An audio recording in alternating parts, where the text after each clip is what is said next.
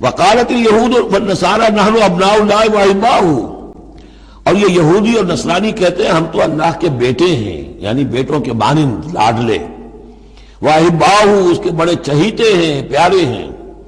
قل فلم یعذبکم بذنوبکم، تو ان سے کہیے کہ پھر وہ تمہیں عذاب کیوں دیتا رہا ہے تمہارے گناہوں کی پاداش میں؟ اللہ کی اولاد ہو، چہیتے ہو، نبوکدنضر کے ہاتھوں تمہیں پٹوایا، 6 لاکھ تمہارے قتل ہوئے، تمہارا ہیکل اول جو ہے وہ شہید ہوا، ایسیرینز کے ہاتھوں تمہاری سلطنت اسرائیل ختم ہوئی، پھر تمہیں یونانیوں نے رگڑا، پھر تمہیں جو ہے رومیوں نے جو ہے کس طریقے سے تمہیں ایذائیں پہنچائی، اور تمہارا دوسرا جو ہیکل بنایا تھا وہ بھی گرا دیا۔ ایسے ہی لاڈلے ہوتے ہیں اللہ کے؟ یا اللہ اتنا ہی لاچار ہے، بیچارہ ہے، عاجز ہے؟ قل فلم یعذبکم بذنوبکم بل انتم بشر ممن خلق، نہیں، تم بھی انسان ہو جیسے کہ اور انسان اس نے بنائے ہیں۔